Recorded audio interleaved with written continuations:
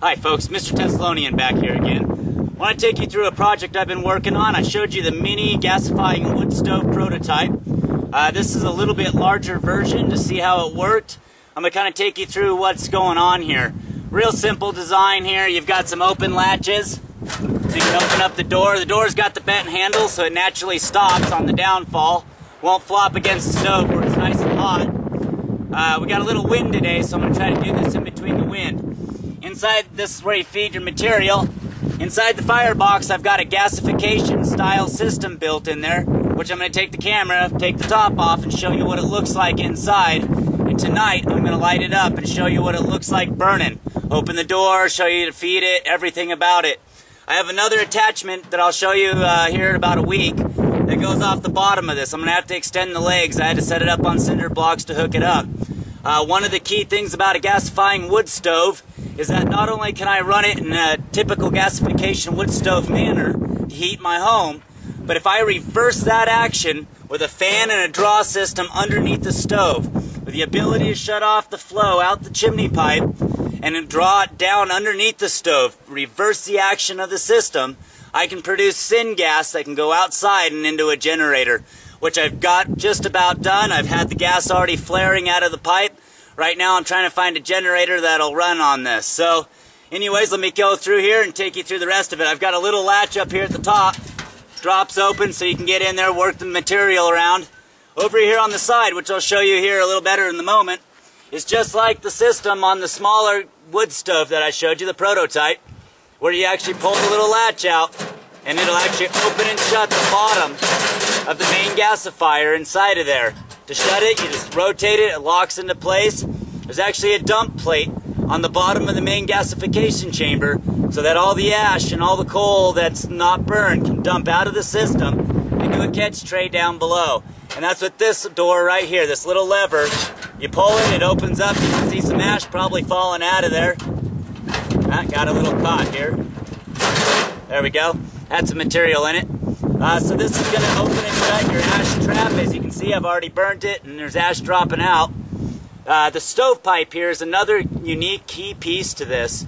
I found that throughout the gasification burn in this system, either I need a much larger chamber for the burn to take place with fresh air inlets right there in the chamber, or what I did here is create a secondary burn system. This is 2 layers of stovepipe, one smaller inner diameter stovepipe and one larger one. Give us a second for the wind here. Alright, up here on the top what I have is a pretty big key piece to this system. It's a double inner and outer sleeve of stovepipe. The outer sleeve stops below the bottom here, as you can see. It allows air to travel up in between, rise up through the pipe. Now there's a set of burner holes all the way around about this high and another set all the way at the top. That makes sure to mix fresh oxygen, creates a swirl in there, and helps burn any leftover syngas in the production system so there's no smoke coming out of this in the end. So let me grab the camera here. I'm going to walk you through a little closer, show you the dump system. I'm going to take the top off, let you see down inside of it, and show you how the double burner stovepipe works. Alright, here we are looking down inside the burn chamber. I'll back up a little. Took the top off of it. Wanted to show you how this works. So as you can see here, there's a ring of holes all the way around the top here. Those are 1/2-inch holes all the way around. Here's your burn chamber. If you look way down there at the bottom, let me zoom in just a little bit. You notice there's burn holes all the way around at the bottom down there. Okay, so there's your gasification burn chamber.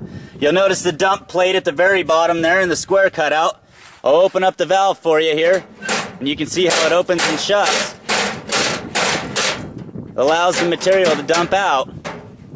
So what's happening here inside the wood stove is the inner chamber holds all your material. It gets hot, creates an air draw between this wall and the inner chamber wall. That air draw comes out these holes and mixes fresh oxygen into the top of the system with the smoke and burns it. The bottom holes allow air to draw in from the bottom to complete that burn as the material burns down to the bottom. It also works slightly as a Venturi system. As air is drawn up these walls towards these holes, creates a vacuum down here at the bottom holes and pulls some of the smoke out a downward draw into the system and pull some of it into here, helping mix some of the smoke in with the air and we'll swirl it so it'll burn. So that's a really simple view of how this works. I'll show you here just the side how I hold the dump valve system. It's just a bent rod going through a guide hole. The lock here on the side is a lot like the mini version, just has a notch cut out that allows that to lock into. You rotate it out, it naturally pops up. And you can see it's just a flat rod going in there, hooked to the bottom of that plate. So we'll lock that together. Now this is going to be difficult to show you without flipping the stove over, but that just works an actuated plate at the bottom here. Let me go ahead and flip it over for you. So here you can see, there's the cutout, there's the opening of the plate, which will be kind of hard to do at this angle. Doesn't want to do it. But, so there's your plate that opens and shuts. Here's your air inlet hole, the single air inlet hole, which I'm going to put a valve over, but I'm using this right now to pull the smoke out of the bottom, to reverse this process, to put syngas out of this stove outside into a generator. So let me go ahead and flip this back up on its legs again. Very lightweight system, easy to build. I'm going to go ahead and take you here through the stovepipe. And as you can see down in here, there's a ring of holes right there all the way around. And all this is a top collar that I made, obviously out of some cookie can or something. Just made a bunch of little cuts, folded them over, creating a top collar between the outer and the inner ring in here. It'd be more difficult to show you the inner holes here. Well, you can see them right there in the light. There's your inner set of holes, and in the bottom of the shot there, we got some wind kicking up, so give me a second for the shot here. But in the bottom there in the light, you can see that inner ring of holes up at the very top. Alright, so that helps mix air between the walls here. Air gets drawn up between the walls since the inner pipe is longer than the outer pipe. Mixes fresh air and completes a secondary burn to make sure there's no smoke coming out of this pipe. And tonight what I'm going to do is fire this up and let you see it in action. Just show you real quick here the door. Nice and easy to build. We got the winds kicking, so I'm going to go ahead and end the shot here until this evening. I hope you enjoyed. This is Mr. Thessalonian and the Thessalonian Man Show. Hi folks, Mr. Thessalonian back here again. I'm going to go ahead and fire up the gasifying wood stove for you. First thing we're going to do here is load it with some fine materials that I picked up, some small sticks. You can use this with big wood or small wood. It's just easy for me to pick this up underneath the trees here. So I'm going to show you what I got. This is basically the firewood we're going to use. We're going to just feed that in the hole here.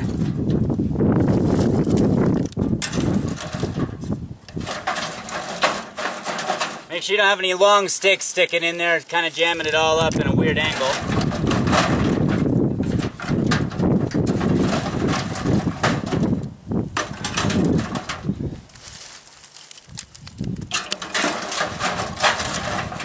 Okay, so we got a little bit of firewood put in there. Next thing we're going to do is take some of this cedar bark, just because I want a quick light up here. Just kind of feather it out a bit. There we go. Throw that in there. Let me grab the lighter. Alright, now that we've loaded the stove up with wood, I'm going to go ahead and light it up and we'll show you how fast this thing starts up. And that's probably all we're going to need. That cedar bark burns pretty well. Now that we've got it lit, I'm going to let the camera sit there for a minute. Let you see how it starts up. And in a moment here, I'll bring the camera closer and let you see how the burn holes are working. I'll shut the door up and let you see it. You can see inside of there already we've got a pretty good flame building. Let me stir that up now that we've got it lit. And there we go. So that's the wood stove in action. It's kind of different than typical wood stove or any other fire you've ever lit. Typically you light a fire from the bottom. On gasification, at least on this type of gasification, you light it from the top. So as you can see, we've got a good flame going already inside of there. Stove's working well. I've got the dampener on the bottom shut down. I've got the bottom latch all shut up onto the bottom of the burn chamber. And there we go. We've got a good gasifier wood stove already in action here. As this heats up, more of those holes will start igniting more of that fuel in there. It's got to start creating the air draw up the system. It's got to heat up the stove a bit. So we'll give that a moment. Let me go ahead and zoom in the camera for you here and let you see what it looks like a little closer in. Alright, so there you go. This is a zoomed in shot here looking inside the stove. As you can see, there is an incredible flame going on in there. I was trying to pick a time where I wasn't going to have any wind here, creating a draft in through the door, but we're getting it anyways. As you can see, there's a lot of fuel coming out of that stove right now. It's enough to wick out past the door. What I'm going to do there is go ahead and shut the door down just for a second and show you what it looks like with the door shut. So give me a moment to set that shot up. Alright, so as you can see, with the door open, there is an awful lot of flame going on inside of there, and the flame will actually come out through the door. The smoke that you see right now is only because I have a loose lid on this thing. I didn't put any of the screws in for the shot. I just wanted to show you what it looked like. I'm not going to get much closer than this, obviously, because of that large flame rolling out of there, and another one rolling out of the chimney pipe. That afterburner chimney pipe does a good job making sure that it's almost all like a jet coming out of there right now. Heck of a flame, really tall. That's why I said you definitely need a secondary burn chamber with a gasifying wood stove, because there's still a lot of fuel coming out of here at the top. And that's also why the syngas production works. You notice here we have an incredible flame also. That's raging out of there quite a few feet. So what I'm going to do here is shut the door down for you after I zoom in and show you what the holes look like inside. I don't know how well this is going to come out, but you can see the lines of fire here roaring through there. I'm going to back up just a little bit because that wind is actually gusting that out a bit. An immense amount of heat coming out of this right now for the amount of fuel I just put in there. And not only do you get the heat from the syngas production and burn, but afterwards you get a long period of heat that's going to come from the biochar burn. So let me go ahead and shut this door down for you and show you what it does after that. As you can see, I've got more energy coming out than I really need. So let me go ahead and do that. Oh, got a little tab stuck off to the side here. Alright, so there's the door shut down. And now, if you notice out of the top, it looks like we've got a propane or a natural gas burner going here. So we've got both a heavy syngas fire going on inside the stove, as you can see through the hole in here.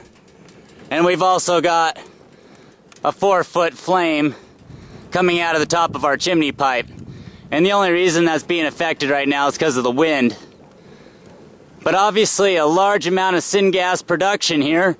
That's why I realized I could still run a generator off this wood stove even while it was heating my house. As you can see, this is a huge flame raging out of there once you shut the door down. So I've got to figure out another burn box above this wood stove to help disperse this heat into the house also. That is definitely not what you want to be wasting.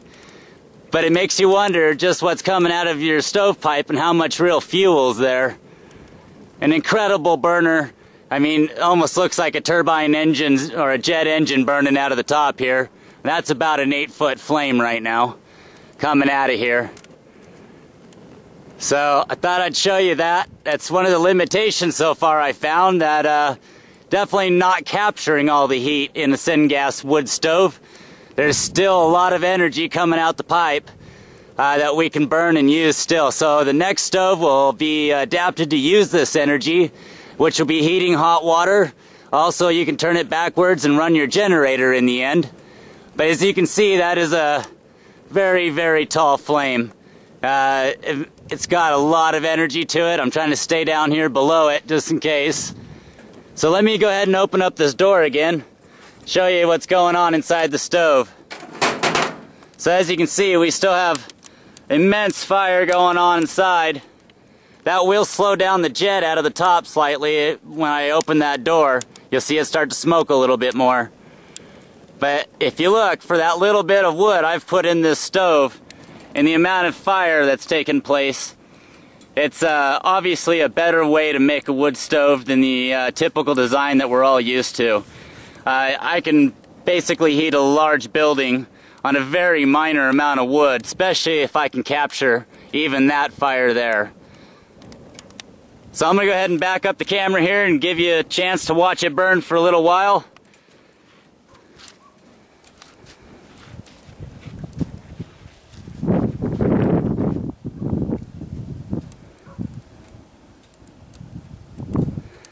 Yeah, so in the end here, what we have is still more work to do to this system. There's obviously a lot more energy to be captured, more energy than I can capture out of that small burn chamber there. One of the big keys to recapturing the extra energy within this is this wood stove pipe design. Or in the other video I showed you, it's 2 pipes, an inner and an outer, with a set of burn holes right about here, and another one up at the top. So it's bringing fresh air up between the 2 pipes, feeding the lower holes and feeding the top ones, which has given us a pretty incredible flame out of there. It's starting to die down now. With the door open, it's going to eat that fuel a lot faster than it would if I had the dampener shut.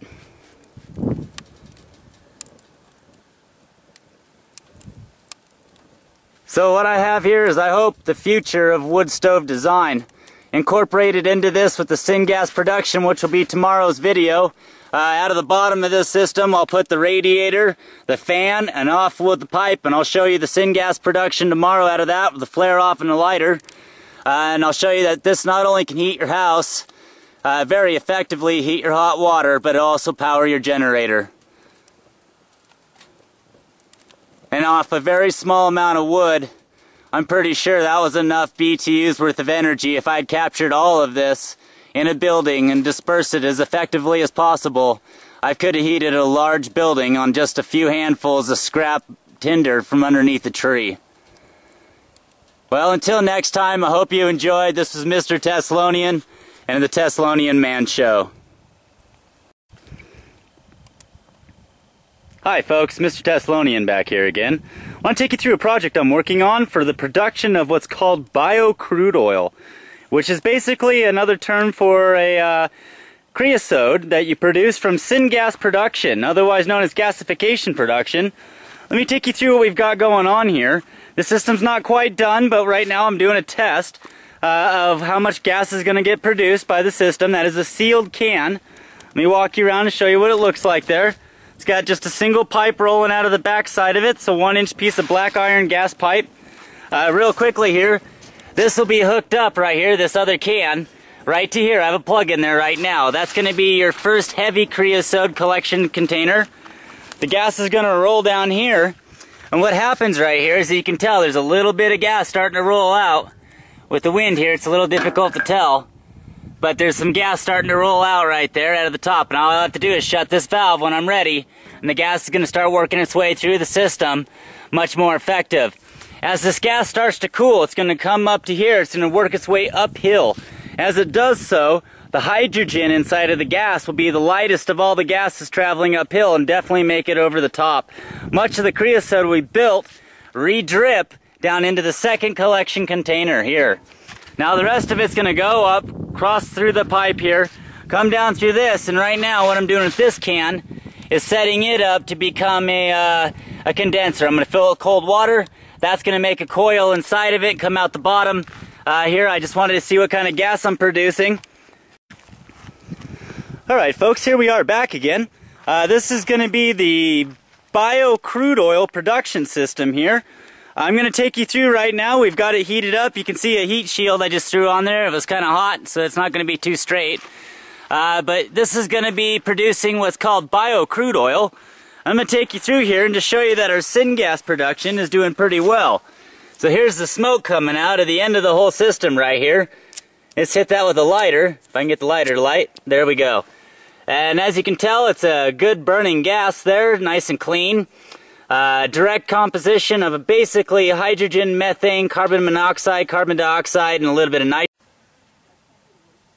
Hi folks, Mr. Thessalonian here again. This is part 2 of the bio crude oil facility here, manufacturing capability that we're working on. What you see here is the reactor. The reactor is basically, let me show you here. It's 2 of these 5-gallon steel cans, oil cans. I cut the top off of one and the bottom off of another and slid them over each other so they make a really long slide seal over each other. One pipe, as you can tell here, welded in with an elbow. It's a 1-inch pipe coming out of the back of there, welded in with an elbow. So we've got the tube coming down. In the last video I was burning it with a bunch of wood inside the reactor here. I want to show you what the crude oil looks like. You can see I pulled the little plug I showed you in the first one. Here's the crude oil sitting there that's coming out of the system. Let me take a stick here and I'm going to show you what it looks like. So it's a nice crude oil. Very, very thick. Nice and black. This is going to be the thickest and heaviest grade of the crude oil that we catch throughout this system. This is the first stage of recovery, first stage of capture of crude here, bio crude. That's that first can that's going to be right there.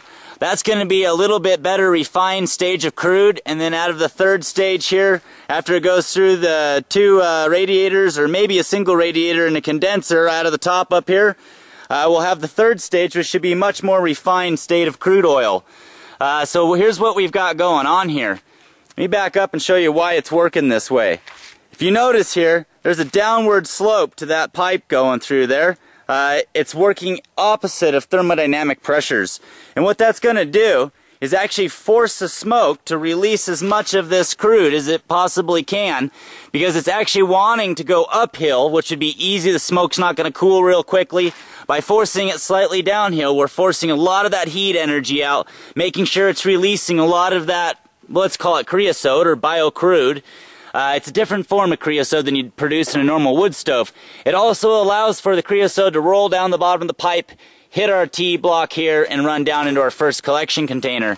It goes into a smaller point here. It reduces. This is a reducing point right at the capture point.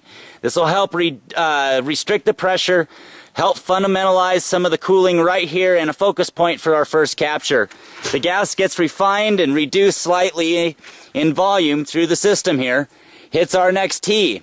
Some of the gas will naturally be heavy and want to drop down into the container on its own. That's not really how it would work all the time, but some of it will do that. What's going on here is through thermodynamics now, hydrogen, carbon monoxide, and all the rest of the lighter gases are going to easily flow up this pipe through thermodynamic pressure. Now you've cooled a lot of that gas by running it downhill, trying to bring into this lower container as much of the second grade creosote as you can, or bio crude. Now by running it uphill again, you're going to really force all the heavy hydrocarbons and other elements inside of this to focus out of the hydrogen gas and the carbon monoxide, combine, sit as a residue, and run back down this pipe into our second collector. Anything that does make it up is going to span now for 4 feet at a slightly sloping uphill angle. The same angle as the lower pipe slopes downhill, this pipe was now sloping uphill to match and equal. That'll help anything that gathers run backwards down the pipe to the junction and down into the catch, and also helps take some of the heat out of it up here. Now the heat being lost to this 4-foot section up here will make sure that the smoke, once entering this point and dropping downhill, will be cooler here than here. That'll help the thermodynamic process, an updraft, a cool off, a downdraft, into the radiator and then into a condenser, which I'm going to get done here today, which I'll show you a video on once I'm done. Well, until the next video, I hope you enjoyed. This was Mr. Teslonian and making bio crude oil. Hi folks, Mr. Teslonian back here again. I finally got the bio crude system fully completed, and what I'm going to do today is go ahead and explain a little bit of what I've done here to complete the system, and also show you it in action, and at the end of the day show you some of the crude oil we've collected. Later on I'll show you how to refine this crude oil into fuel that you can use in any engine. So let's go ahead and go through this process. I've already explained the big pipe in the background in the first two videos and the first collection jugs here, which I'll come in and show you. I've already tried to explain these a little bit. This is a downhill pipe that's going to go the direction of natural thermodynamic processes. That'll help condense out or precipitate out some of the oils at a much faster rate than it would be if that pipe was going the natural thermodynamic flow direction. So anyways, we have our first catch here. This is going to be the heaviest and thickest of the crude oil, this can here. And you notice I have a spout coming out the bottom here into this 1 liter bottle. What that is allows me to pull that off and do a check on this oil as it's running and the system's moving here. Gives me also an indicator that we're starting to fill up. So anyways, let me go through here and show you the rest of it. It goes down that pipe from a reduction point here into another T. This is our secondary catch like I explained on the first videos. Comes up the hill here with the lighter gases not yet condensed.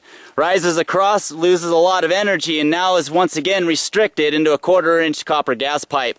That runs down here, and as you can see here, that's full of water. That's nice cold water. It's got a little bit of pine needles that came from the pond, so it's nice and cold here. I've got a nice 20 loop condenser coil inside of this 5-gallon tank.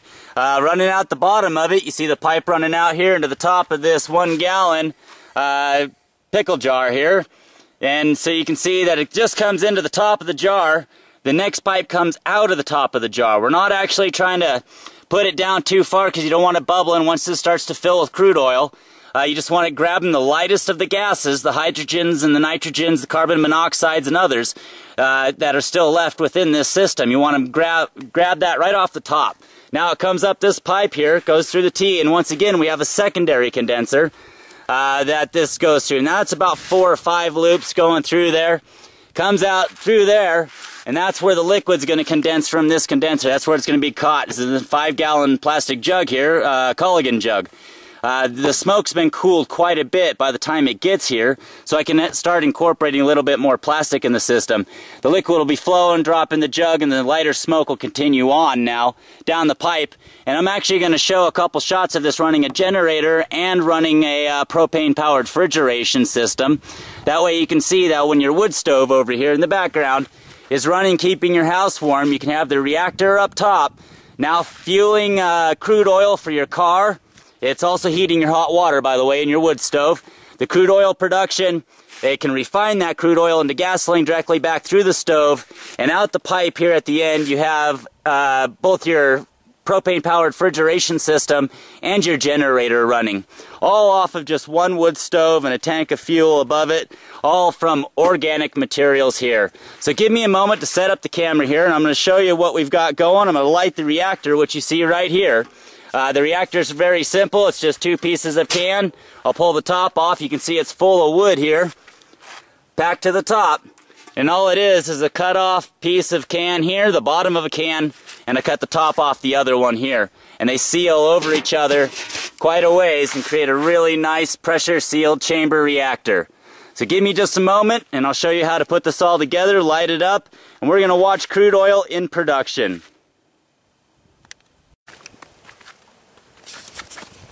Alright, now we've got syngas production. It's very difficult to see the flame burning out of the hose there. So what I'm going to do is take a piece of newspaper here.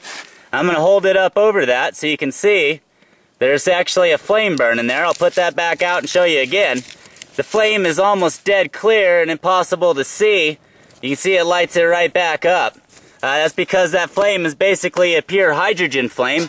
I'll put it out real quick here and show you the smoke coming out of there.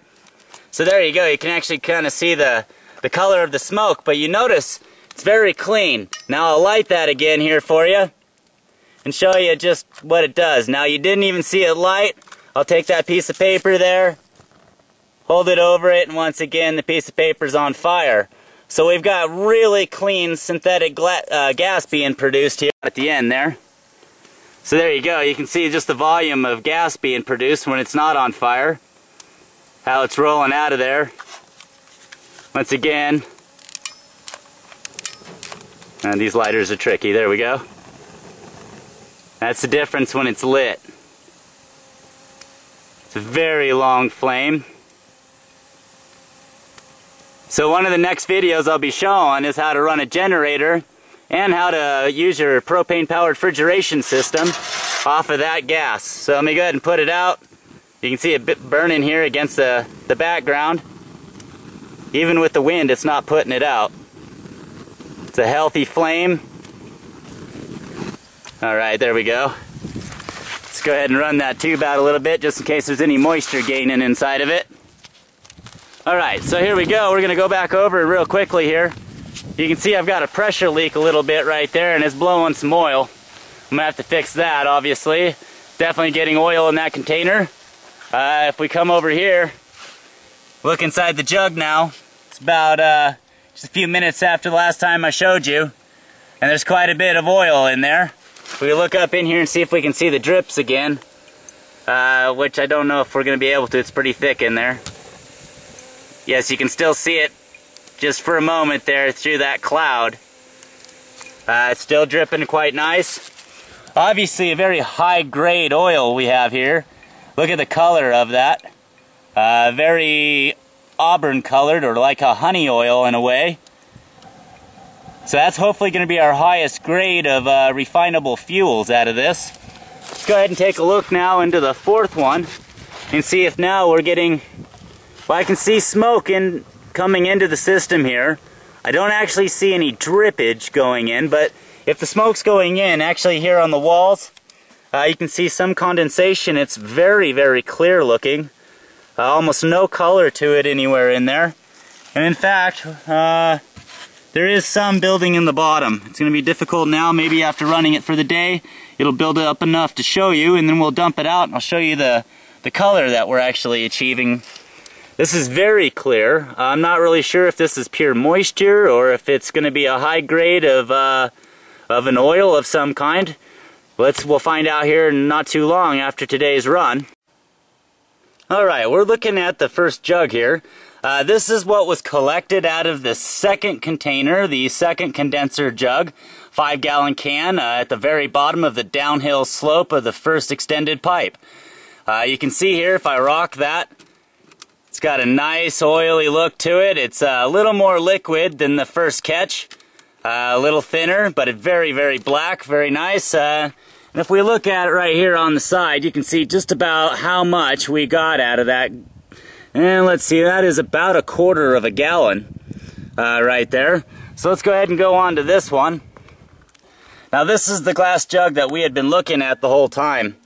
And as you can see, if I move that around, there's a nice black layer on the bottom and this really golden honey-colored oil floating around up above that. And you notice if that black stuff and the honey color weren't both oils, the black would be on top. Typical if that was water and oil. So that was how much we collected, minus a little bit of experimenting from there, obviously. And then this is from the first one. This is a very thick crude oil.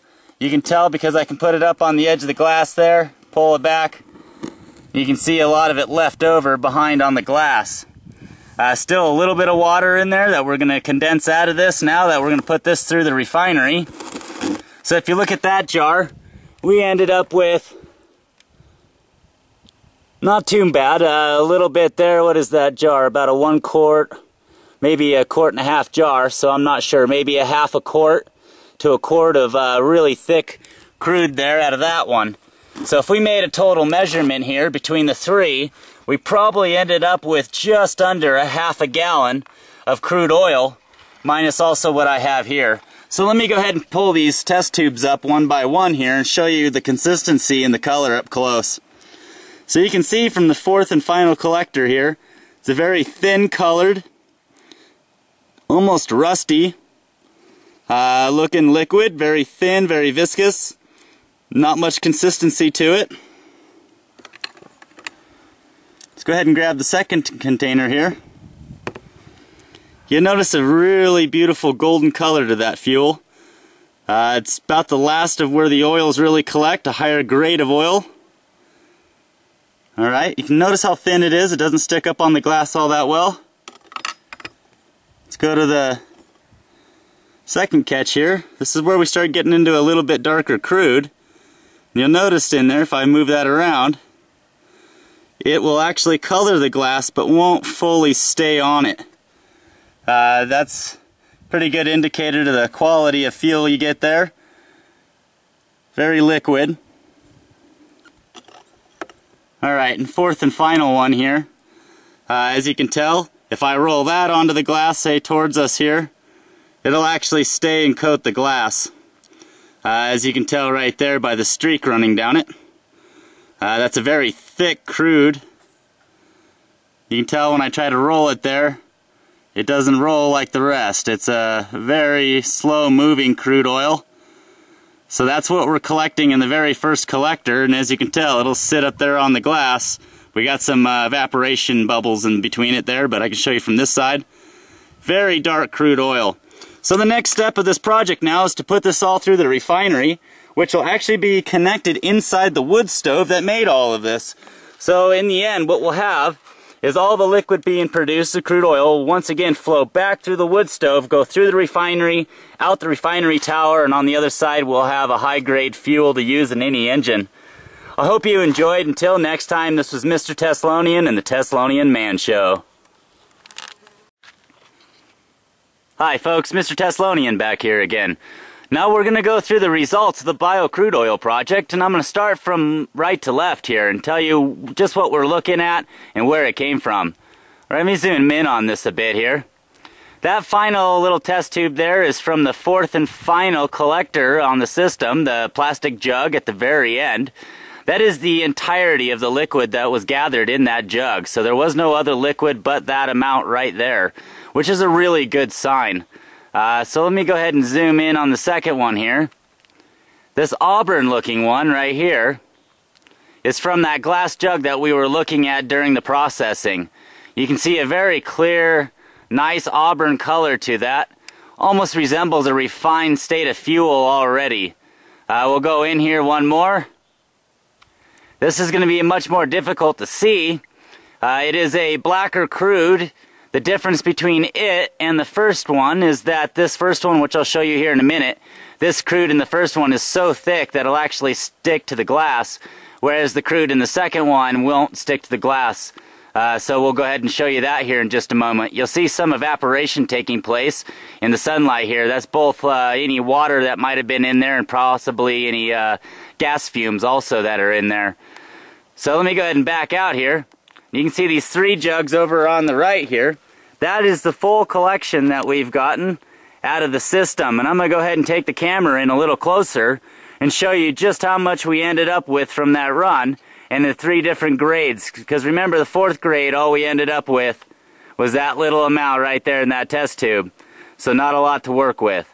So give me just a moment. I'll take the camera in here and I'll show you all these grades up close and show you how much we produced.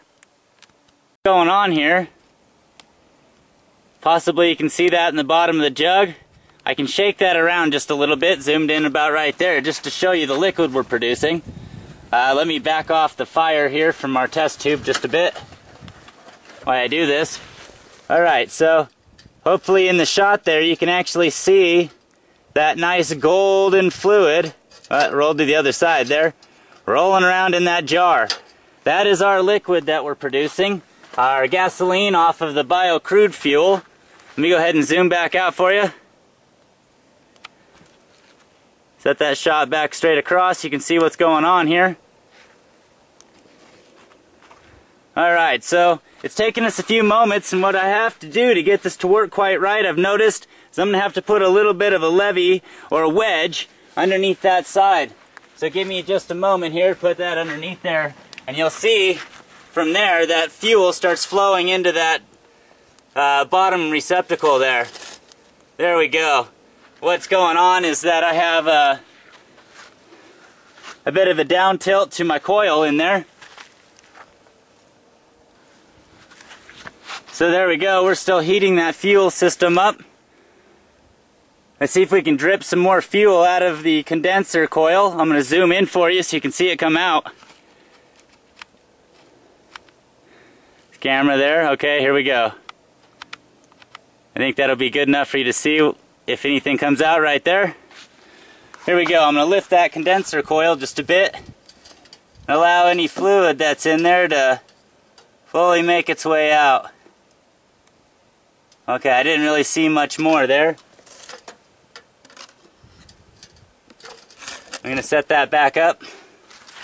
But we do definitely have fuel being produced within the system here. Alright, let me go ahead and throw a little bit more wood in the gasifying stove here, see if there's anything left inside that test tube. That should be about all the fuel we're going to make. I didn't even expect to make that much, to tell you the truth. We only filled the test tube to about here, if you can see that. Alright, so that's our last little batch of wood here.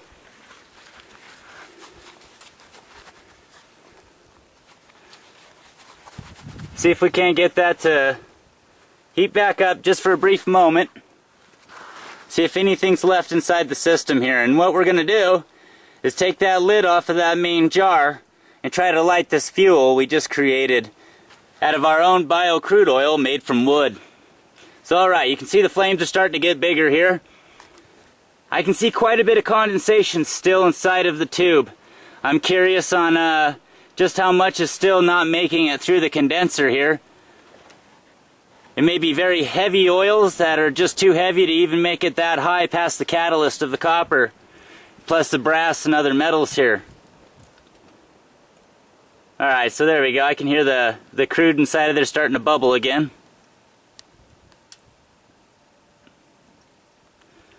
I'm going to go ahead and superheat this, and if the test tube cracks while we're doing it, it was just a part of science here. I'm going to try to crack anything left inside of those carbons, you know, the long chain carbon samples that I'm looking for. Sorry, there I had to adjust this fire just a bit. Okay, so what we got here is the lighter of the two are alkanes and alkenes that we're going to try to... Alright, so we got this flame roaring up here at the very end. Trying to see if there's anything left whatsoever inside of our system here of our bio-crude conversion into gasoline. You can see the gasifying cook stove over here heating our test tube. There's still quite a bit of condensation showing up here inside of this test tube. I'm not sure what kind of fuels those are. I am going to test it here real quick as we stop the system in a moment. Once this ends and once I stop seeing condensation, I'll believe that most of my fuel has been produced. The only thing that should be left inside of this flask when I'm done is going to be basically coke ash, which is a heavy carbon ash. So that should be all that's left. And you can't really see inside of it at the moment, so I'm not sure how close to producing that coke ash I really am. So we're going to let that burn just a little bit longer here and see just how much more is going to be produced.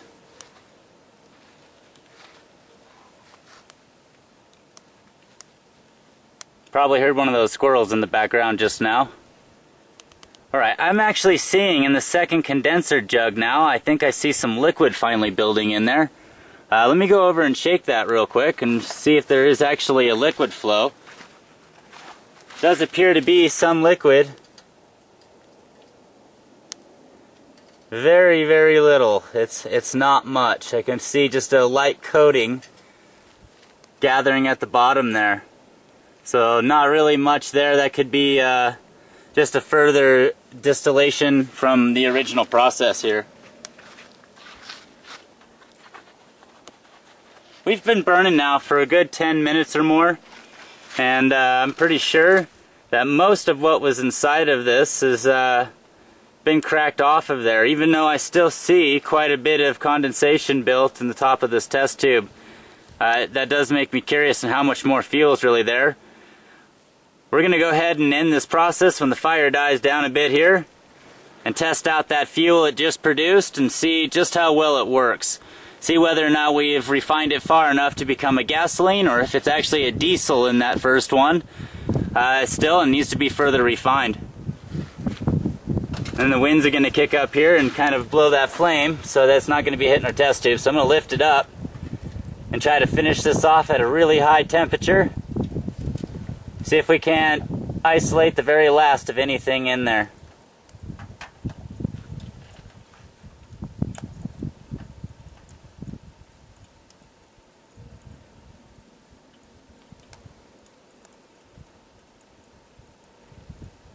I can still hear it crackling and bubbling in there, so there's still something in there for energy. I can start seeing some steam building inside that jar over there. So there is some kind of moisture right now still transferring through the system. So I'll keep going here briefly.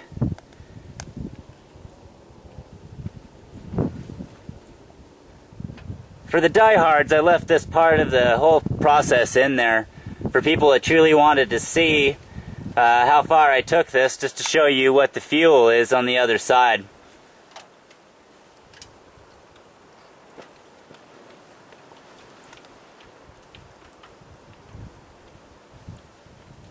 Alright, so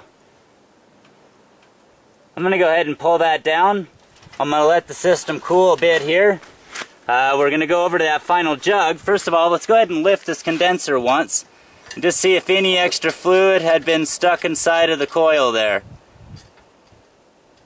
Alright, well, I don't see much more. Hi folks. What we got going on here is synthetic gas production. I've taken the carburetor off of the generator. No more fuel line or anything. What we're going to do is stick that down inside of there. See if it won't start up for a while.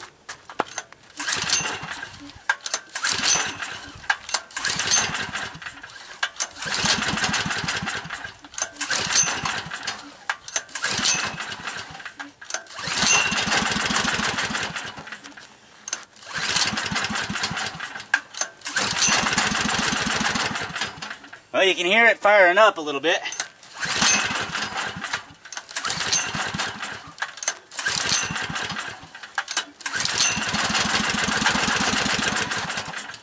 Okay, what this might be is now I gotta adjust this air-fuel mixture here to the point where it's just right.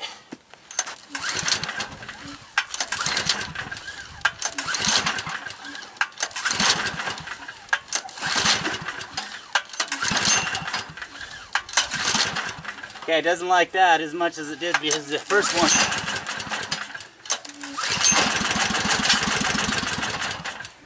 Well, you can see I'm almost there. It's just getting that air-fuel ratio just right.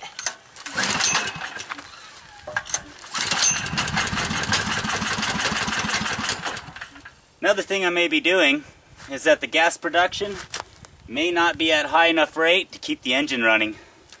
We're going to try it out a few more times.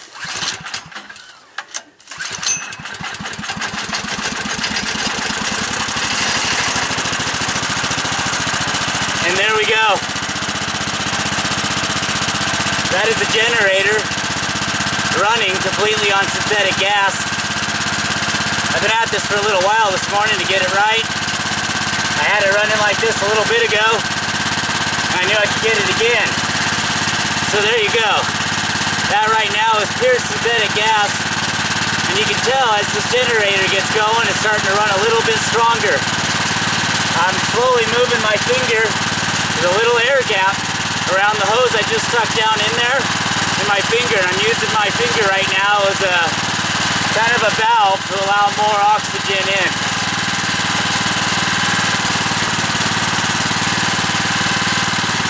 You can tell I can shut it down a bit if I seal it off.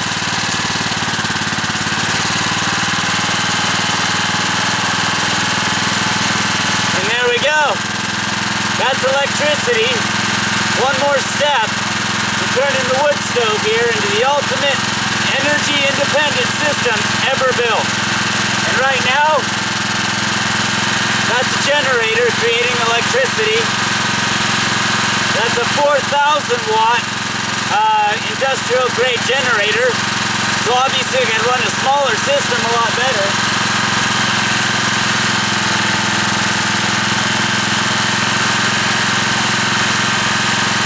Alright, that's exciting.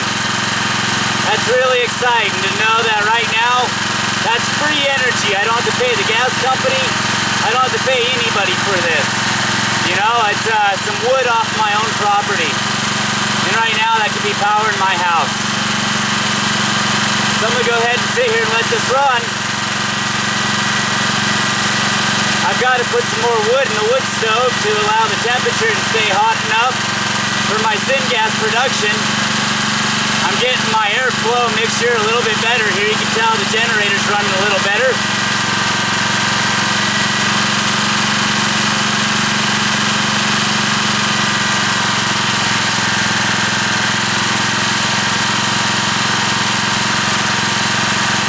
Now that's awesome, is it not? And just to show you here, let's kill the generator and we'll pull the hose out. And we'll show you that that's what's running it. There you go. You can tell it's going to take just a second for that synthetic gas to start coming back out of the hose. To me, that's awesome. That's one step closer to having a fully independent system that runs on wood. Let's see if we can get it to start back up again.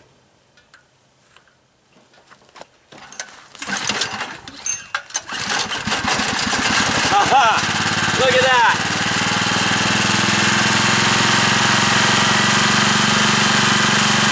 Alright, so now I'm going to make some adjustments. I'm going to finish the mounts. I'm going to make an adjustable airflow, obviously.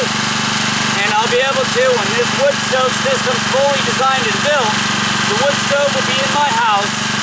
This will be outside running, powering my home anytime the wood stove's up and running. I thought you'd enjoy this as another step in the bio-crude oil super efficiency wood stove design system. You can tell I'm a little dirty. I've been working on this all morning, but most science is a little dirty. Alright, I'm going to go ahead and pull the hose again.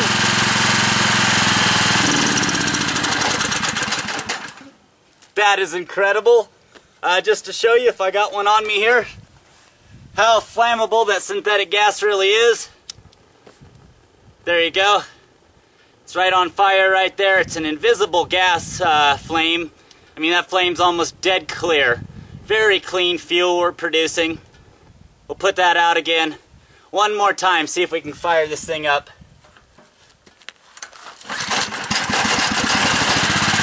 One pull. You can't beat that. I don't have to add any gasoline, nothing. I can pull it one time and it fires up my generator. So just a little bit of work. I'll turn the camera back on when the refrigerator, hold on. I'll turn the camera back on and take another film when I've hooked the refrigeration system and everything else into this. You'll have the crude oil refinery coming through the wood stove, and that'll be producing butane and propane just about like this, like you saw in the refinery film. That flame's going to run the refrigeration unit. So that'll run off into your propane-powered refrigerator. That smoke's going to run your generator. The wood stove will heat your house and your hot water and produce crude oil, refine it into gasoline for your car. Until next time, I hope you enjoyed. This was Mr. Teslonian and the Teslonian Man Show. On your way out here, we'll just fire it up and let you go out with that. Oh.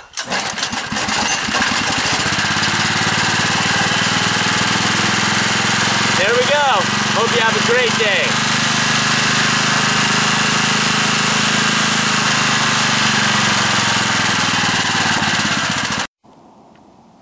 Hi folks, Mr. Teslonian back here again. I've gotten the generator hooked up a little bit better here. We just lit the fire inside of the wood stove reactor here. You can see down in there the fire is just starting to light. We're starting to get gasification. You can see it rolling up over the edge there. Alright, so what we're going to do here is just real quickly show you how I've mounted this. Now, so you can see the gas line here coming off the gas feed. Oh, that's the valve. Coming off the gas feed here. Nothing going in. There's no carburetor anymore, obviously. I've torn the carburetor off. Yesterday's video, you watched me sitting the black line here coming in right there, inside of the top right there. I had a plug in this side and I was sticking it down on the top without the valve. Hopefully today, with our valve and everything, able to adjust our airflow in, we should be able to have the gas come straight into the system. And instead of having my finger there trying to adjust the airflow with it, having to hold it there, this time the valve should be able to do everything we need. Let me make sure I've got that valve set open, and it is. We're starting to get just a little bit of smoke coming out. I don't know how well you can see that. Not a lot yet, but so you leave your valve open until you've gotten good syngas production. Once you've gotten that, you're going to want to start slowly shutting this valve down and try to get that airflow just right. Okay, so you can start seeing more and more smoke coming out of there now. It's starting to produce a little bit of smoke. What we're going to do here is let that get to full syngas production, and then I'm going to fire up the generator again so you can see how it's working. Once again, just to show you down here, all the carburetor has been taken off. The carburetor was bolted to here and went out.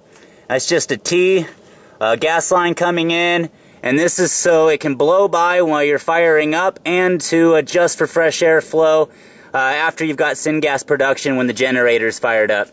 So give me just a moment, let that gas fully produce, and I'll turn the camera back on and we'll start this thing up and show you how it works. Alright, well, I've got the synthetic gas now running the generator. I'm having a little bit of a hard time because I've got an air leak. I don't know how well you'll be able to hear me here. I've got an air leak right there, tip of my finger. It's unthreading just a little due to the vibration. So there you go, it was all about getting the airflow just right. And now the generator's sitting here running.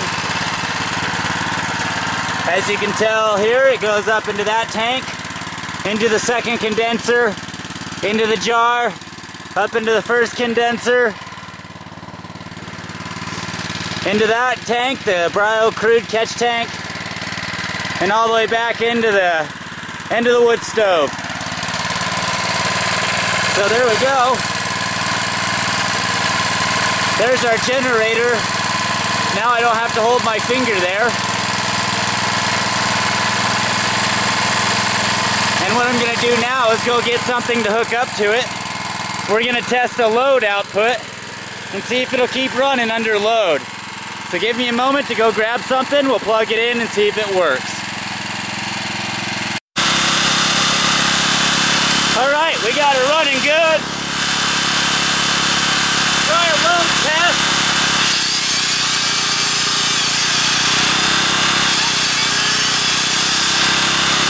That's plugged into the back of the generator.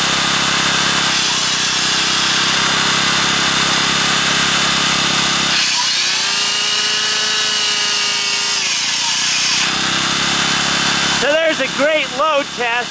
That's a pretty good size power tool.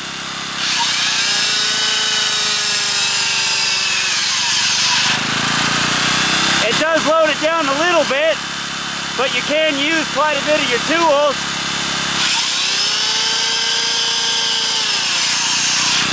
So there you go. There's your generator. Powered on wood. Let me walk you around.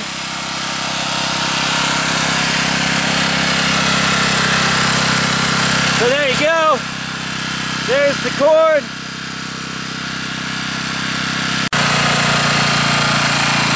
Alright, well, I hope you enjoyed the load test of our generator powered on wood. Till next time, Mr. Teslonian Man Show. Hi folks, Mr. Teslonian back here again with the wood-powered gasifier stove that produces gasoline, runs your generator, runs your propane hot water heater, heats hot water for you, all off the power of wood. This smoke you see coming out of the side here is out of our bio-crude oil reactor inside of there. That right now is refining bio-crude oil into a usable smoke that we're going to put into a coning towel or a stilling towel right off the side of this. We were able to, inside the warehouse and in the shop, put together one heck of a nice unit from this design. And so I've been trying to see how I could build it so that you can still make it at home. And so you can see quite a nice pile of smoke coming out of there. That's being fed from this bio-crude feed system that I've built right here. That's allowing the bio-crude to go ahead and feed down into our reactor here, heated by our gasifying wood stove. This is our new top entrance for the wood barrel itself, which I don't have in there, but I'll show you what it looks like inside the stove. As you can tell, we're producing a massive amount of energy inside of this stove, and it's just on some sticks in the bottom. You can see how well that reactor in there for the bio-crude is being heated. That is intense heat that's surrounding that, and that's producing our usable fuel grade smoke right there by cracking the thermal bonds inside of that bio crude oil, the carbon to carbon bonds, making shorter chain alkanes and alkenes than what we had originally, hopefully producing 3 grades of usable fuel and a 4th, which is propane and butane, to power the refrigerator. So I've shown all this in miniature, and we've got a good one in the warehouse running. So this is the easiest way I've been able to find to show you how to build this same system. Right now it's slowly adding bio crude into our reactor in there, and it's just a nice constant stream of smoke coming out of the end there.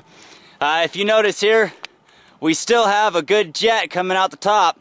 That heat is much better dispersed inside of this new tower on top of it.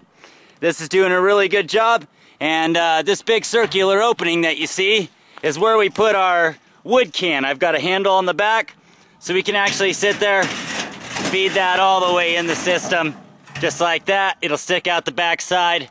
You can fold up your door. Give me a second here, it's a little hot. And I can close it up inside of there. So now it's nice and sealed. It's got a lot of heat rushing past it. It's well refined for a homemade system. This is something you could easily produce at home. I'm going to get the rest of the coning tower built off of this.